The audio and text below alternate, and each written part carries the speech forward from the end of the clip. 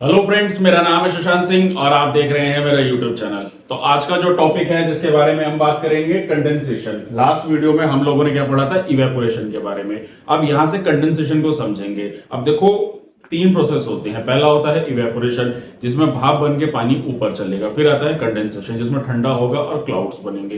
अब ये जो कंडेंसेशन वाला प्रोसेस है ना, इसको ध्यान से समझना होगा, क्योंकि इसी के बाद जो ये प्रोसेस आएंगे ना हमारे, ड्यू, फॉग, क्लाउड्स, फ्रॉस्ट, ये सारे कॉन्सेप्ट्स को हम अगली वीडियो से पढ़ेंगे। और यही हमारा मेन कॉन्सेप्ट होता है, क्योंकि इन्हीं सारी चीजों की वजह से, होने की वजह से ही बाद में फिर हमारी बारिश होगी। बारिश कैसे होगी वो तो हम प्रेसिपिटेशन में भी पढ़ेंगे, लेकिन अब यहाँ से हम चीजों को समझेंगे कि देखो, हर एक चीज का अलग अलग कॉन्सेप्ट है। जैसे हम लोग सॉलिड, लिक्विड, गैस, अगर मान लो पानी को एकदम जमा दिया जाए तो वो सॉलिड हो गया।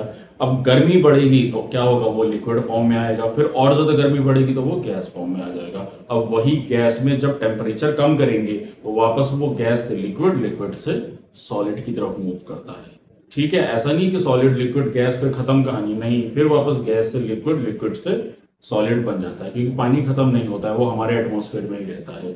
ठीक है, जैसे एक एग्जांपल लेते हैं। हम लोग जब नहाकर निकलते हैं तो हम लोग टॉवल से अपनी बॉडी को पूछ लेते हैं, लेकिन वही अगर हम कूलर के आगे, एसी के आगे, पंखे के आगे जब खड़े हो जाते हैं तो फिर धीरे धीरे धीरे धीरे हमारा पानी सूख जाता है। क्यों? क्योंकि हमने अभी पढ़ा था ना कि एयर मूवमेंट हो रहा है, तो एयर जो है उस पानी को सोख लेती है, अपने साथ ले जाती है। ठीक है ना। तो लास्ट वीडियो में हम लोगों ने पढ़ा इवेपोरेशन के बारे में, इवेपोरेशन क्या होता है। अब आते हैं कंडेंसेशन क्या होता है। देखो, transformation of water vapour into water is called condensation. Last में हमने क्या पढ़ा था, हमने पढ़ा था कि किस तरीके से जो वाटर वेपर है वो कैसे गैसेज फॉर्म में बढ़ रहा है, क्योंकि टेम्परेचर बढ़ रहा है।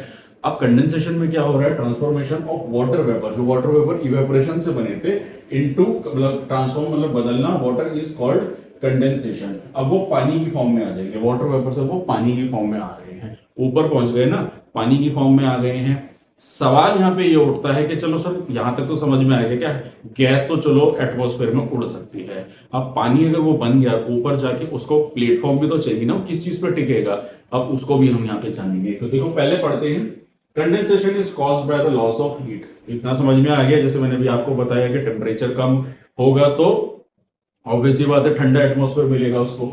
So when the moist air is cooled, मतलब अब जो हवा है वो ठंडी होगी, it may reach a level when it capacity to hold water vapour. और फिर क्या होगा, अब वाटर वेपर की कैपेसिटी को वो होल्ड नहीं कर पाएगा और यहां से वो पानी बनेगा।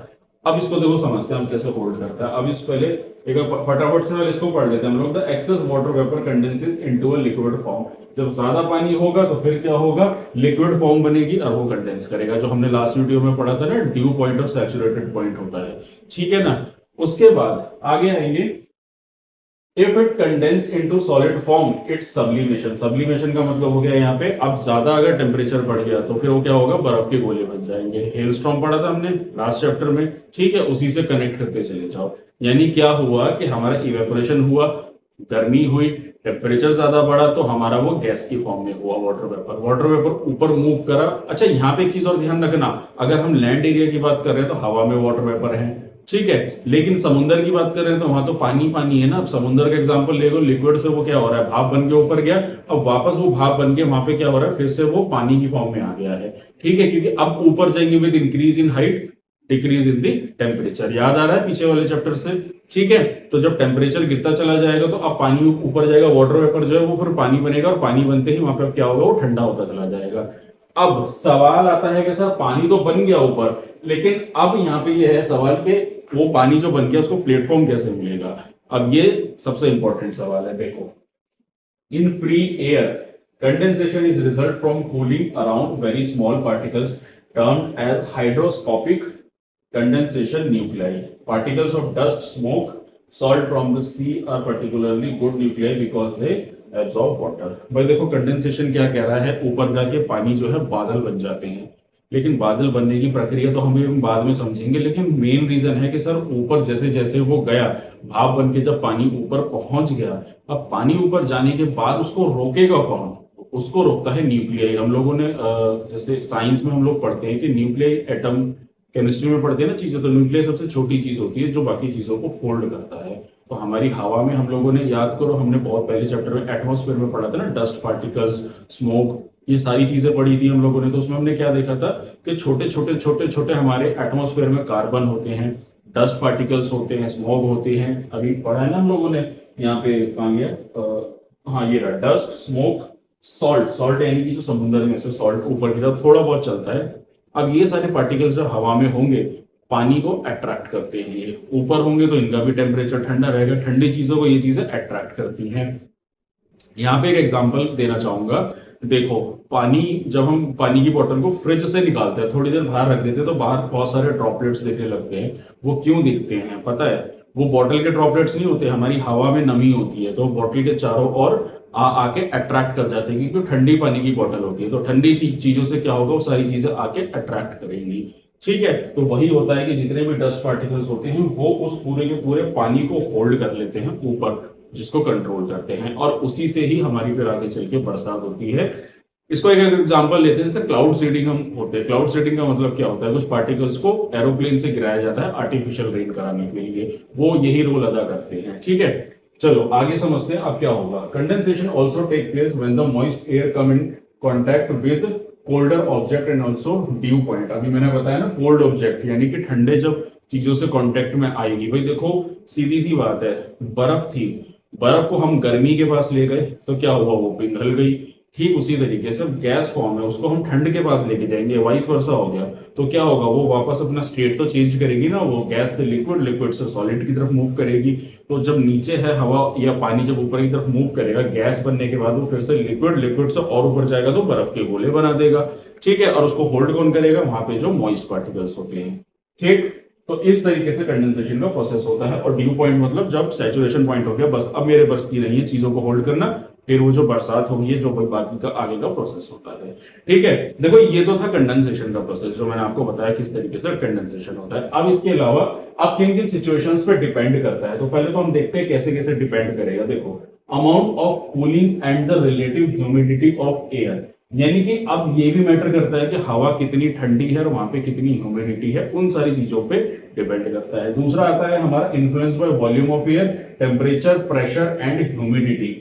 तो कहने का मतलब है कि अब क्या है, कंडेंसेशन तो होगा, लेकिन ये भी तो डिपेंड करेगा ना कि वहां पे ह्यूमिडिटी कितनी है, वहां पे एयर का प्रेशर कितना है। जैसे लास्ट वीडियो में मैंने बताया ना, एयर प्रेशर लो है तो यानी कि ज्यादा अट्रैक्ट करेगा, हाई प्रेशर की तरफ है तो कम अट्रैक्ट करेगा। ठीक है, तो वो सारी सिचुएशन कंडेंसेशन में डिपेंड करती है। और फिर कैसे सिचुएशन में कंडेंसेशन होगा, देखो, temperature decrease to dew with constant volume. अब यहाँ पे क्या होता है, ड्यू पॉइंट है मतलब सैचुरेटेड, कांस्टेंट का मतलब सैचुरेटेड वॉल्यूम ऑफ ह्यूमिडिटी को उसने अट्रैक्ट कर लिया, यानी पानी बना दिया। टेम्परेचर गिरेगा तभी तो हमारा कंडेंसेशन होगा, यानी कंडेंसेशन हमारा बिना उसके हो ही नहीं सकता अगर टेम्परेचर हमारा हाई होगा। अगर ऐसा होता तो बादल हमारे नीचे नहीं घूम रहे होते, तो जहां टेम्परेचर हाइट होगा वहीं पे बादल बनेंगे हमारे। उसके बाद आ रहा है, वो कह रहा है कि वॉल्यूम और टेम्परेचर दोनों गिर जाने चाहिए, वॉल्यूम भी गिरेगा और टेम्परेचर भी गिरेगा एयर का, तभी तो हमारे क्या होगा, वाटर वेपर बनेंगे। ठीक है, जो भाप वाला पानी था वो सारा का सारा पानी में कन्वर्ट होगा। और उसके बाद आता है when moisture is added to the air through evaporation. अब क्या होगा, इवेपोरेशन के थ्रू जो पूरा मॉइस्चर एयर में कांटेक्ट में आएगा, उसी से फिर हमारी प्रक्रिया का कंडेंसेशन होगा। यानी कि ये तो एकदम फैक्चुअल डिटेल है, जो बेसिक बेसिक चीजें बता रहा था। मेन इस टॉपिक का जो क्रक्स था वो ये था, जो मैंने आपको भी बताया, यानी कि हमारा हाइड्रोस्कोपिक कंडेंसेशन निकला, यानी कि ये सबसे इंपॉर्टेंट था, जो एक मेजर रोल अदा करता है हमारा किसका, कंडेंसेशन को बनाने में। ठीक है, और फिर क्या होगा हमारा उसके बाद, ड्यू, फॉग, क्लाउड्स, फ्रॉस्ट, जो हम अगली वीडियो में पढ़ेंगे कि ये क्या क्या कंडीशंस देखने को मिलती हैं। ड्यू के बारे में तो हमने अक्सर डिस्कस अभी कर ही लिया है इस टॉपिक में, तो एक एक करके हम जानेंगे सारे टॉपिक्स को क्या क्या था। तो अब तक हम लोगों ने देखो इवेपोरेशन और कंडेंसेशन को अच्छे से समझा। देखो कुछ नए कंसेप्ट्स नहीं है, वही है सॉलिड लिक्विड गैस का ही खेल है। उनको कौन सी चीजें इन्फ्लुएंस कर रही है, टेम्परेचर इन्फ्लुएंस कर रही है, हाइट इन्फ्लुएंस कर रही है, एल्टीट्यूड। ठीक है, और इसी की वजह से ही सारी प्रक्रिया हो रही है। यानी इवेपोरेशन में गैसेस फॉर्म से शुरुआत होती है, पानी है, पानी को हमने पहले गैस बनाया, गैस से फिर वो वापस वाटर वेपर, अगर और हाइट पे जाएगा तो फिर वो हमारा स्नो यानी कि बर्फ बन जाएगी, जिसको हम लोग ओले बोलते हैं, हेल स्टॉर्म। ठीक है ना, और उसी के बाद फिर हमारे आगे वाले प्रोसेस होंगे। तो ये था टॉपिक। अब अगली वीडियो से एक एक करके सारे टॉपिक्स को हम लोग समझते हैं, जैसे कि अब हमने डाला हुआ है ना, ड्यू, फॉग, क्लाउड्स, क्लाउड कैसे बनेंगे, वो सारी चीजों को हम पढ़ेंगे। ठीक है ना, तो यही था मेरा आज का टॉपिक। तो अगर आप लोगों को मेरा काम अच्छा लग रहा है, अगर आप लोगों को मेरी वीडियो पसंद आ रही है, तो मेरे चैनल को सब्सक्राइब कीजिए, मेरी वीडियो को लाइक कीजिए, कमेंट में कोई डाउट है तो जरूर पूछिए, और मैक्सिमम लोगों तक इस वीडियो को शेयर करें। तो आज के लिए इतना ही, मिलते हैं नेक्स्ट वीडियो में। Thank you very much.